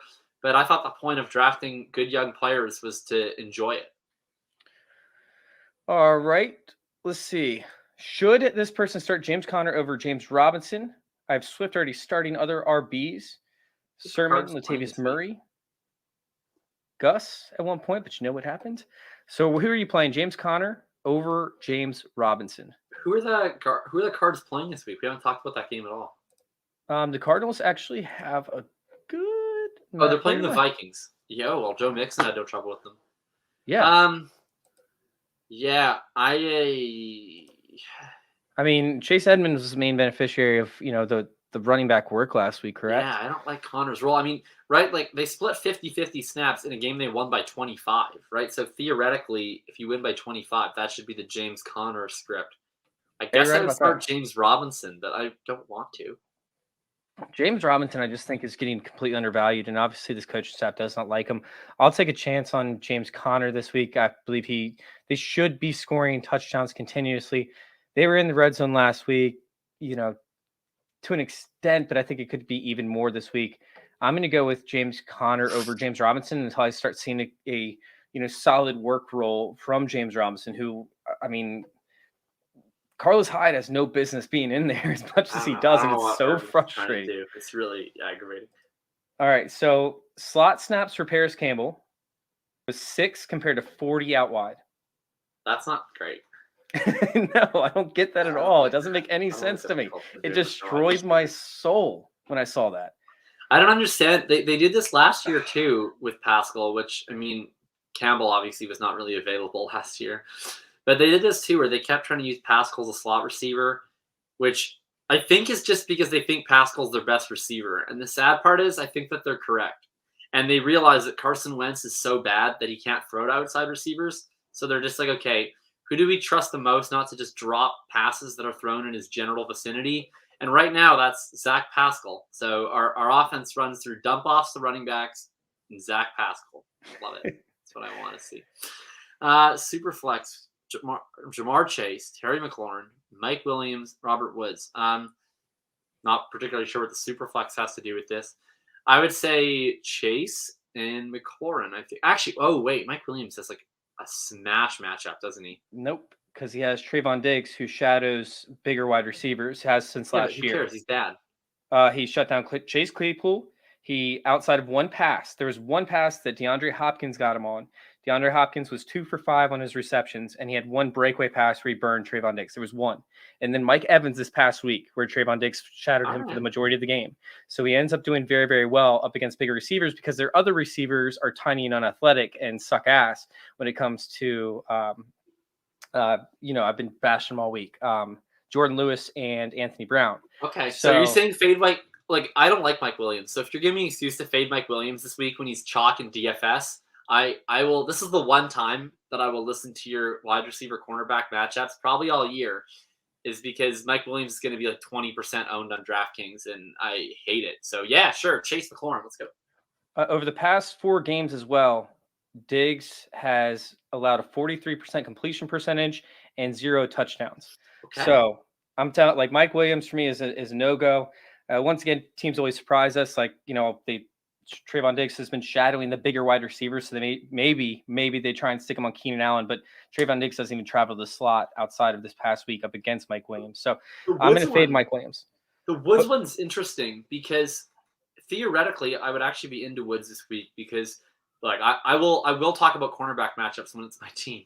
The Colts' best cornerback is Kenny Moore, who's their slot corner. So I don't think Cooper Kupp is in store for a particularly delightful afternoon, being locked up by Kenny Moore. But I mean, Woods ran less routes than Van Jefferson last week. That's so weird. Like, I'm actually concerned about Woods, legitimately. If theoretically though, Woods should smash. Like, I don't think Xavier Rhodes is going to play again this week, so Woods gets the pleasure of Rock Ya-Sin.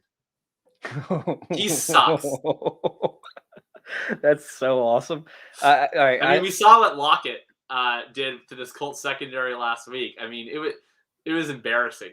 I think he couldn't cover him at all. Robert Woods is a lock for me. I'm gonna go Terry McLaurin over Jamar Chase like I did earlier. Yeah. It's close, but I'm going Robert Woods, Terry McLaurin. Sure, I agree with that actually. All right. So Jackson, do you start Jackson? Jackson, I think. Jackson. Wait, who? Lamar Jackson or Aaron Rodgers. Okay, gotcha. I was thinking, I was so much in depth. I was thinking Amari Rodgers or Deshaun Jackson. Yeah, at the wide receiver 16. Yeah, something like that. I was like, what? All right. Let's see. We have. I didn't even answer that. Yeah, it's Lamar Jackson. Who to start this week? Buddy, have more fun in your life. You drafted Mike Davis and Jarvis Landry. Who's next up? Russell Gage. That is seriously one of the most boring lineups I've ever seen in my entire life. That's amazing that you had the. I expect Taylor to do something like that, right? Yeah, Taylor would do something cold like tea. That's cold tea energy. Dude, where's the upside?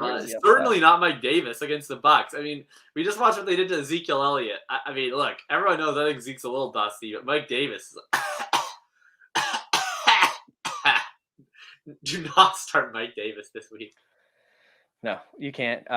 Mike Davis. Oh my God, they have the freaking Tampa Bay, right? Yeah. Oh, yeah. By the way, Tampa Bay, the best rush defense we've seen in so long. I'm gonna do one victory lap. What is that? Been on record. I think I'm the only one with this take that I don't actually think Arthur Smith is that good of a coach.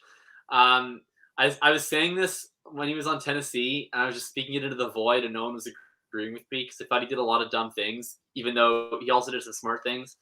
But they had like a 3rd and 10, and they ran Cordero Patterson in the I formation. It was one of the most ridiculous things I've ever seen.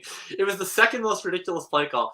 The most ridiculous play call was a 1st and 20 fade to Hunter Renfrow out of 13 personnel with Josh Jacobs split out wide. Dude, that's crazy. I watched the alignment, and it was Foster Moreau, Darren Waller, Derek Carrier, Renfrow, and then Jacob split out wide. And they did a fade to Renfrow out of an empty set with 3 tight ends, Josh Jacobs and Renfrow.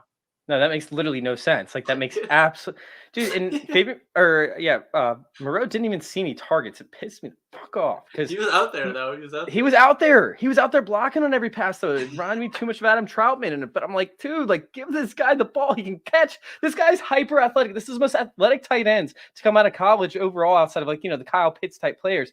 And dude, he's not even getting an opportunity. He could be George Kittle, and you could have George Kittle and Darren Waller on the same team, and they're not utilizing them like that. Let's not talk about the Raiders, and let's not talk about Moreau because it's getting Oh, we didn't even answer that question. All right, opinions on a trade. Gave Josh Jacobs, Kittle, New England defense for Devontae Adams, Waller, 49ers defense. You're giving Devontae Adams for you're not downgrading that much from Waller to Kittle, if it is even a downgrade. I mean, I'm deducting you points because you're trading defenses. Like what's with that? But no, you're upgrading from Kittle to Waller. One of these guys saw 19 targets on Monday night. Do you think George Kittle's ever going to see 19 targets this year? They might not throw there might be games where the Niners don't throw 19 passes. I'm on board. All right, so let's go PPR. Which running back would you start of these 3? Fournette, Mike Davis, Mark Ingram. Oh my God. People. What are you guys doing to us right now? This is what happens when we pass that 10 o'clock threshold. We start getting these guys starting to join the chat. Fournette, and for the love of God, cut Mark Ingram. Like, I know we got 20. He is not going to see 26 carries again for the rest of the season combined. They're not going to be up on the Browns. That was a fever dream out of hell. Fournette. Yeah, they're not going to be up on the Browns. Mark Ingram, if he does see 26 targets, he'll probably have 50 yards. I'm not on with Mark Ingram. Mike Davis is an absolute F no. You got to go for net. All right, PPR, Sutton or Chark. Chark actually showed out a little bit, but I'm a little bit more nervous about the matchup. I haven't really looked too much in this matchup so far, so I'm still leaning Chark. Oh, no. Yeah, I'm leaning Chark over Sutton, but by a hair. Like, it's very close. I'll lean Sutton. I think people are a little overreacting. He got a lot of Bradbury action in week 1, and this is the exact Sutton's the exact archetype of wide receiver that Bradbury usually annihilates. He was still running as the wide receiver 1, like even before Judy. I think it was like before Judy got hurt, the snaps for something like Sutton 31, 23 for Patrick and Judy, and 14 for Hamler. Sutton is just fine. It was his first game back from ACL. He was playing against a corner that's built to shut him down. Jacksonville has no corners built to shut anyone down. No, 100%. I agree with this. I talked about how Bradbury wasn't able to shut down McLaurin because guess what? McLaurin is not that type of, big time receiver that Bradbury is able to shut down. So obviously Sutton still has a lot of, ability to go off. I'm not blaming that on Sutton. I'm blaming it on Bradbury, which is funny because you just mentioned another defense matchup. So it's getting a little toxic. To seep into me. But it's true. Like it's like the reality of the situation. So, with Sutton this upcoming week, I like these matchups. For Sutton, I don't like it as much for Chark, but I like the offense more for Sutton versus. I like the offense more for Chark versus Sutton. It's very close. So I'm going to lean Chark. You're leaning Sutton. Either way, I think you're going to get a very similar outcome. Yeah. All right. I'm just low on this Jags offense in this game. Like, I know they ended up putting up points, but all of the yardage they got was in garbage time. Like, they looked so bad in the first half against Houston, and I think Denver's the top 5 defense in the league. Like, they might score like 10 points. All right, so Shannon, let my boy Sermon eat. I do want to put this out there real quick because we only had a couple more questions. Regardless of who the running back is this upcoming week, I don't want them. I don't want this matchup for the running backs. I know they could run it a ton of times. But what's the best outcome that you could see for one of these running backs without a breakaway run? Daryl Patterson lit it up. Get 8 yards of carry. Get out. Because he's running on 3rd and 10, so they're going to let him get 8 yards of carry on 3rd and 10. No, he converted it. He got 16 yards. Oh, did he? Oh, okay, cool. Yeah. I missed that one. So I still don't like, running backs up against this Philadelphia front seven. Yeah, I'm out on Sermon. I'm out on Elijah Moore this week. I want to see more. Or Elijah Mitchell. I want to see more out of this, out of these running backs and see what happens. I want to see Trent Cannon. All right, do we answer AB or Higgins in the flex? We said AB. Higgins, you said AB. Yes, I think that, yeah. I mean, I still like Higgins. I like AB too. In the volume, but I like AB in the big playability. So here's what I'm going to say for this one real quick. If you need floor, like if your team is projected to win or it's going to be a close game, I'll lean Higgins on this. But if you need fantasy points, like if you need you're projected to lose by 7, if you need 25 points, I would go AB for sure.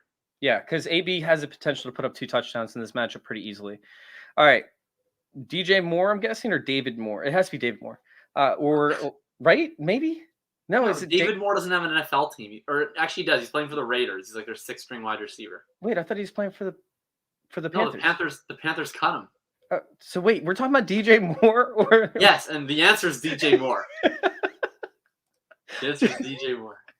Oh my God, man, people are crazy. I need to go back and look at the snap counts for Moore, by the way. Panthers. Oh, I can give you those. Moore played them all, and Anderson played them all, and Marshall played 68%. Did what was the routes from? Who was lined up in the slot? Like where was DJ Moore? I'm not 100% sure about the alignment. I'm pretty sure that Marshall was the primary slot, but I'm not 100% sure. I didn't watch any of that game. I looked at the snaps afterwards. Okay. But Moore had a fantastic role though. Like he got a designed running play. He was used in the short areas of the field. He was used downfield. I think he ended up with 6 for 80 and then a 14-yard rush. He had a pretty nice game. What's up, Jamie? How you doing, man? Just joined. Yeah. Damian Harris. Oh, Harris. Harris against the Jets. I mean, what are they going to do? They're going to bench him. Who are they going to play? Ramondre Stevenson. He fumbled too. Yeah, no, I'm on board with this 100%. Damian Harris is a lock for me this week. I love Damian Harris in this matchup. Watch Belichick trot out J.J. Taylor for 20 carries just to send Harris a message. Dude, don't do that. Don't say that. All right. So, word about McLaurin a bit. Would it be worth starting D. Smith or Fuller instead? I have Justin Jefferson starting, but yeah, it'd be stupid. No, don't bench Jefferson. My gosh. I wouldn't do Fuller yet. I mean, it's his first game back from suspension. He missed a lot of time in camp. I mean, I love Fuller, but I would like to see how that plays out for a week. Smith is interesting though. I would probably start McLaurin, but I mean, I really do think Smith is going to go off this week, and he's my start of the week. So yeah, I don't know. Hurt. I'm okay with like that Smith take. I think I would take Smith over McLaurin this week. And I don't like. I like McLaurin. I think that he's very, very good, and I think he's a very safe play as a starting wide receiver. But I think that Smith could actually smash this week. I think he could go off. This would be a huge game for Hurts if he's able to launch himself in that next stratosphere and become the next talked about quarterback, top 5 quarterback for dynasty leagues after this week, because that's going to happen. Oh, yeah. All right, start McLaurin. Oh, but the boys like Devonta Smith. The boys do like Devonta Smith this week. But we like McLaurin too. DJ Moore. Yeah, I would think you're good, not Billy. David Moore. If anyone's starting David Moore, that was Moore, my bad. Give it up already. I just didn't realize how high people have Elijah Moore ranked right now. Elijah Mitchell. So that's why it's kind of shocking to me. A stud. Yeah, DJ Moore. All right, guys. Thank you all for listening. If y'all want to go check us out over there at Join Our Circle _ on Twitter. You guys can go find all of our content over there at fantasyintervention.com. You guys can find me at Twitter at FF_intervention. Also writing a couple of DFS articles that come out on Fridays for Player Profiler. And I believe Jakob is doing the same. Yeah, you can find me on Twitter, FF_RTDB. I will have my article probably out on Friday. It went out Friday night last week. It'll probably either go out on Friday night or Saturday morning. Every week, just kind of depending on how important of late news I'm relying on to finish up the DFS piece. Had a lot of fun with it last week. We'll also have the Full Tilt Dynasty podcast No Tom this week, so it'll be me and Billy on Friday night, and then Saturday, no free squares. It'll be episode 2 of that. So lots of DFS stuff. Fun first week in DFS. Pretty great week in cash. Pretty hit and miss in tournaments. It was so close to being a good week in tournaments. If the touchdowns that went to Christian Kirk went to AJ Green, it would have been a fantastic week. But AJ Green's dusty, mummified ass, not looking too good. So I already had my first AJ Green tilt of the year. But you can find me tilting whatever dusty, shitty wide receiver I'm relying on this week at FF_RTDP. All right, appreciate you guys for tuning in. Thank you all. Start AJ Green in DFS, by the way. Oh God, no. God, no. It was so close to the right play. I was like, everyone's going to play Rondale Moore. What if he isn't the full-time slot wide receiver? And then he wasn't, and everyone did play Rondale Moore. And then so the play was perfect, and I just played the wrong guy. Had I just played Kirk instead, who ran less routes than Green, then we would have been banking. I just like how I nailed Jalen Reagor at his price for cash games. I mean, that was fun for me. You played Reagor in cash? I played Reagor in cash, and then I did play Reagor in a few tournaments too, and he won me a little bit of money, but not a lot because he didn't hit high enough for it to count in tournaments. How are you feeling when Reagor played 0 snaps on the first drive and Quez Watkins got the first 3 targets? So I had Quez Watkins in a good amount of cash too. But yeah, I got nervous. He got the first 3 targets and then he received 0 targets for the rest of the game. I know. I was like, what did he do? Because I was getting mad because I was like, Jalen Reagor scored. He already hit my cash like bottom level. Like he already hit what I needed to hit in cash. And I'm like, okay, I don't need Jalen Reagor to do any more. Get Quez Watkins the ball again so that I can make money on both lineups. Like, and he never did. And I was so frustrated. Oh man. All right. Oh, one last question coming in from Jamie. I know you want to talk about your favorite player. Would I drop Curtis Samuel for De'Ami Brown?